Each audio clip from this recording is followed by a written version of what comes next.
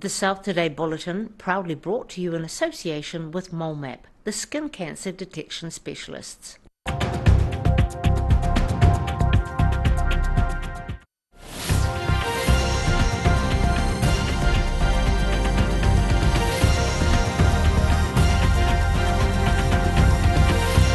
Tonight on the South Today, a new sculpture stands tall in Central Otago, bringing the community together with a nod to a Māori legend. Aspiring young cricketers learn a thing or two as a national team teach some high schoolers the top tips at the wickets. And a Southland dairy farmer is trading her gumboots for heels as she competes in a sport far from the paddock.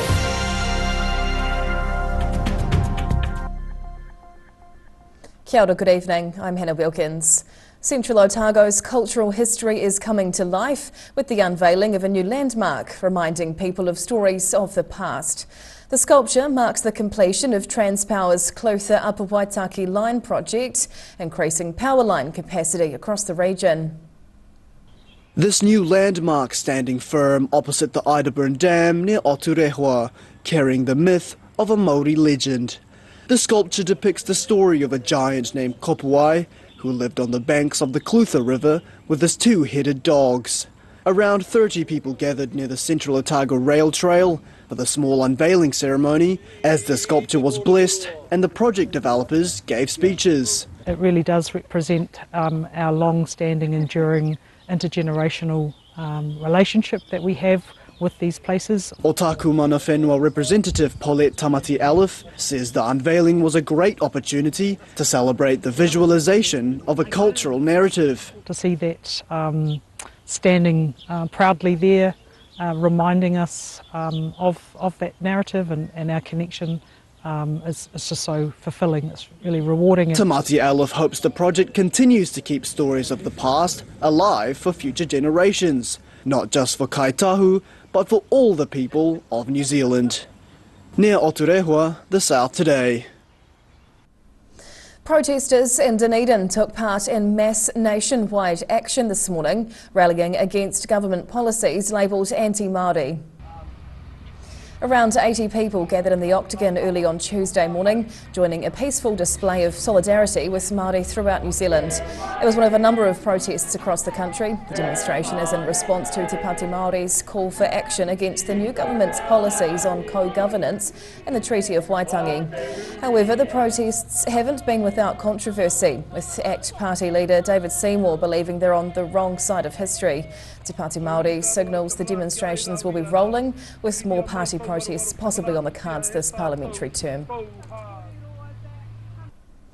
The New Zealand women's cricket team are busy off the field in Dunedin as two players return to their roots. The White Ferns are fresh off back-to-back losses to Pakistan in their T20 series, but they're already gearing up to turn things around this weekend. White Ferns cricketer Eden Carson back where it all started, passing on her skills to some young talent.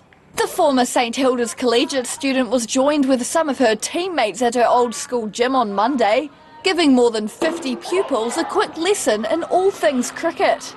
Carson says she hasn't been back to her old stomping ground for a couple of years, reminiscing on some fond memories of her time there as a young student. The school's changed a lot, but it was also nice to see some of the my older teachers and some of the younger students that when I was year 13 were year 9. Carson says she's always wanted to play cricket for New Zealand, and seeing a homegrown talent make it to the top inspired her to do the same.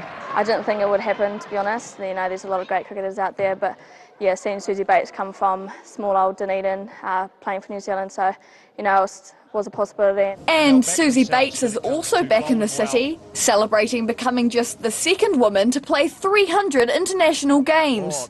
But she insists every match still feels very much the same. When I go out and play every game, I still get the same, I guess, pride and joy that I got in that first game. The University Oval was renamed the Susie Bates Oval, where they just lost their first game in the newly named stadium on Tuesday by 10 runs. However, the White Ferns are looking to finish out their three-game T20 series against Pakistan with a win in Queenstown on Saturday.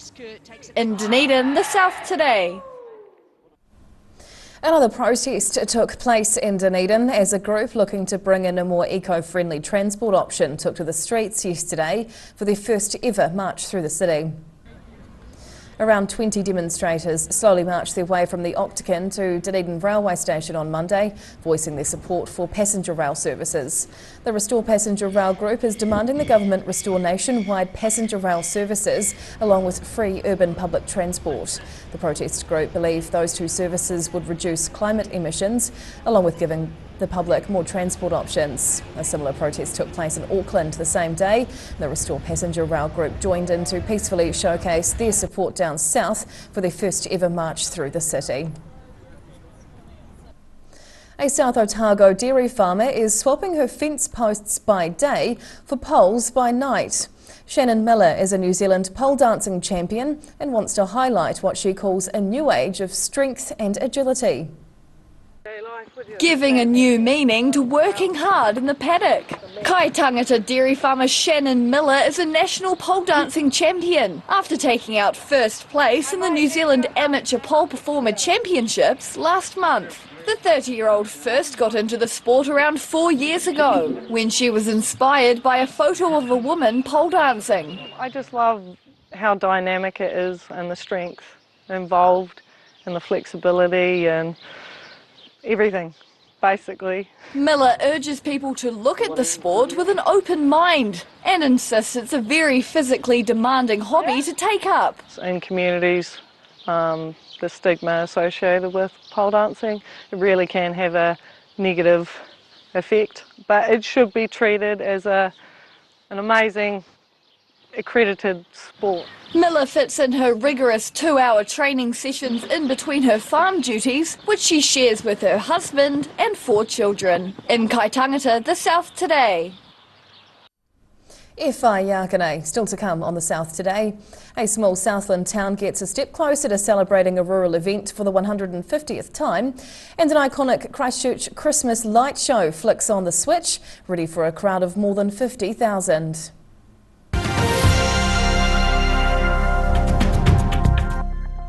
All new episodes of Put Some Colour in Your Life are now screening on Channel 39. Take a look at Australian artists and the techniques they use in their studio. Put Some Colour in Your Life, Tuesdays, 7:30. If you're at risk of developing melanoma skin cancer, you owe it to yourself to have a mole map. Mole map is coming to your area. Phone today to make an appointment. It could save your life.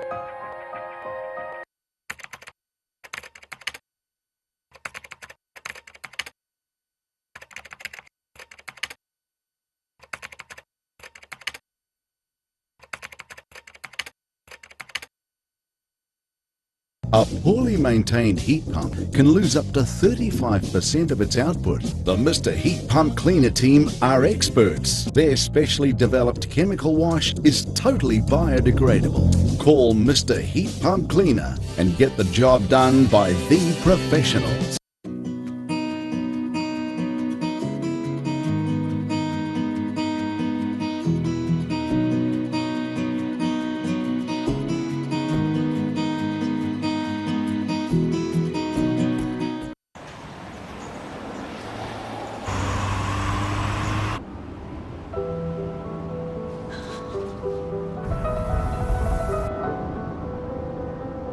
Such a sweet girl.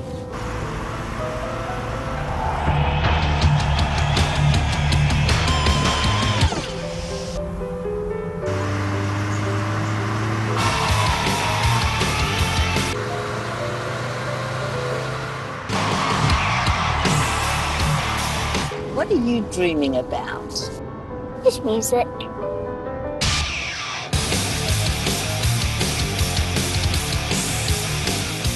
Power of Dreams by Honda.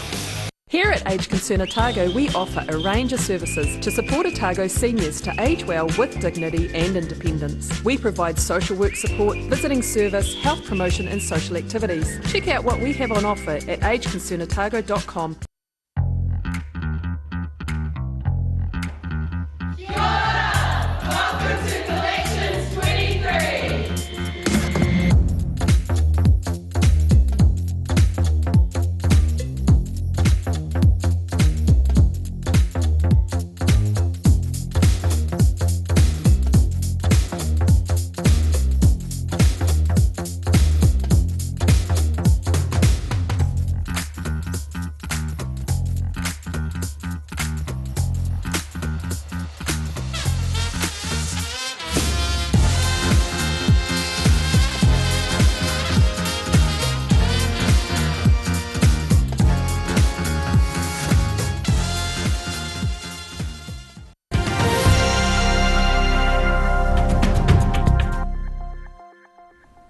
Tēnā koe, welcome back.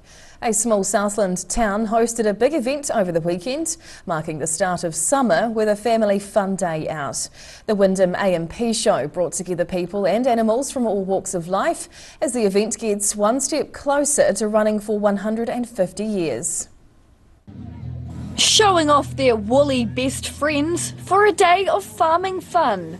Purebred cows, pet lambs and Southland locals took over the Wyndham showgrounds on Saturday for the 142nd Wyndham A&P show. The annual event showcased a variety of agricultural and pastoral spectacles, including the judging of some Scottish Ayrshire cows from all across the South Island. Entries are very similar to last year, and last year was record entries. So our cattle are up around the dairy section with holding the South Island Ayrshire Championships this year.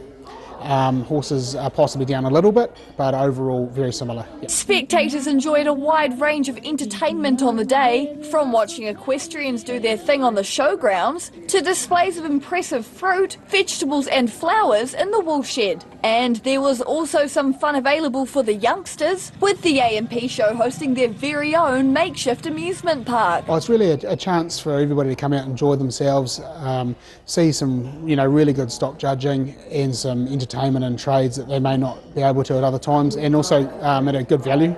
It's what we pride ourselves on, is having something for everybody. Wyndham A&P Society President Mike Henderson says the event was a great opportunity for the rural community to get together and get themselves a taste of the southern farming life. In Wyndham, the South today. A popular Christchurch Christmas light show display, billed as the biggest interactive display of its kind in Australasia, switched on in the weekend. The Shands Road Christmas experience is expected to attract up to 50,000 visitors, running every night for the rest of the year. These Japanese exchange students enjoying a sneak preview of a whimsical Christmas wonderland. The Shands Road Christmas experience is scheduled to light up every night throughout December, with up to 50,000 visitors expected to celebrate the festive season at this Prebleton property. It was slightly insane, and people seem to enjoy seeing what insane people get up to. The popular annual festive attraction features dozens of colourful new lighting designs and animated carnival displays, all choreographed to rock music. The interactive Christmas Wonderland expanded into a neighbouring paddock last year, doubling the display space available.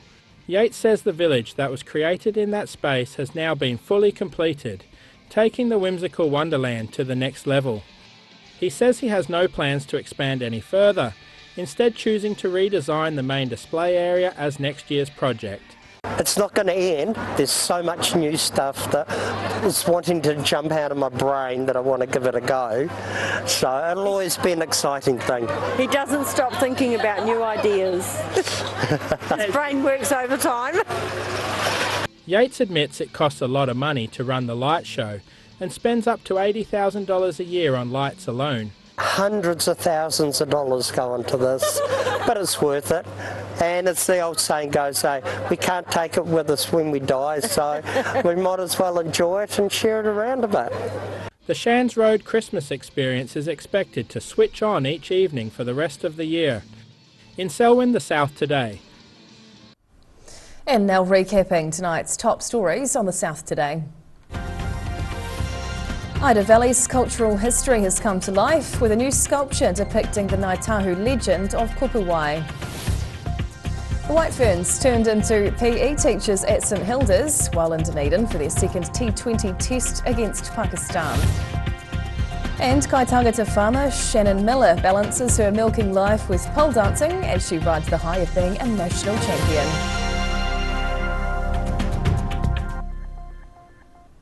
And now we'll look at what's happening in tomorrow's ODT. We're checking in with Associate Editor Mike Houlihan. Hello Mike. Evening Hannah. What can we expect in the paper tomorrow? Well, we've got coverage of that aforementioned cricket game at the Susie Bates Oval. Unfortunately, spoiler alert, it did not go well for New Zealand. No. Other news, also speaking of the Oval, but the other end of town, there's a homeless community that have set up a shop there and someone there died last night. Right. Natural causes, possibly, probably in fact. But we're looking at that little community there and why they've set up shop there and had people who know the area telling us that this is likely to be a problem for some time to come. Right. The Dunedin City Council met yesterday. Among many things, they discussed what they need to spend on upgrading Bath Streets, and we've got details of that vote. We've got some doctors from the hospital who are concerned and angry about the smoke-free legislation, and I've hit back at Dr. Shannon, the Health Minister, for his comments about their concerns. Right. And Fresh, our food section, runs tomorrow, and there'll be plenty of good stuff in there. Okay, Mike, thank you for sharing this evening. Thank you. Time now for a look at the weather. The South Today weather, proudly brought to you by MoleMap, the skin cancer detection specialists. Looking at the situation, a cold front will bring warmest northwesterly winds and increasing clouds tomorrow, ahead of showers tomorrow night and colder southwesterly breezes on Thursday. Heading to the top of the South Island, cloudy with light winds and 23 up in Nelson tomorrow. Greymouth's getting 18 with northerlies, and Christchurch will have warm northeasterlies, some high clouds and a high of 24 degrees. Travelling to South Canterbury and North Otago, Ashburton and Timaru look partly cloudy with northeasterlies and 24 degrees, while Oamaru is great to start with a high of 23, but some late rain is on the way too. Heading westwards to the Central Lakes, and there's some west to northwest winds about with late rain through here tomorrow with highs of 19 in Queenstown and 22 in Wanaka and Alexandra. Heading further south, expect fresh nor'westerlies and some rain through here with warm 19-degree highs in Gore, Balclutha and the Catlins. Across to Invercargill, cloudy with fresh winds tonight and 13 as the low. Strong nor'westerlies and some rain with 19 as the high before a gusty southwesterly wind change. Thursday starts showery but will open up to a sunny day with 15 as the high. And finally heading to Dunedin, cloudy with nor'easterlies and down to 10 tonight. Wednesday's windy with northerlies and some thick high cloud with 22 as the day's high. Then Thursday looks fine and sunny with fresh winds and a high of 16 degrees. And that's the news this Tuesday. For the latest news and videos from the southern region, head online to odt.co.nz. You can follow Channel 39 on YouTube to catch our news bulletins on demand, or follow us on Facebook. Search for the South Today NZ to see our favourite stories from around the regions. We'll see you again tomorrow. Ka kite o pōpō.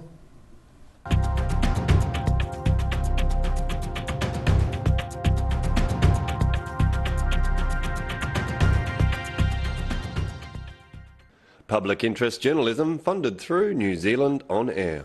The South Today Bulletin, proudly brought to you in association with MoleMap, the skin cancer detection specialists.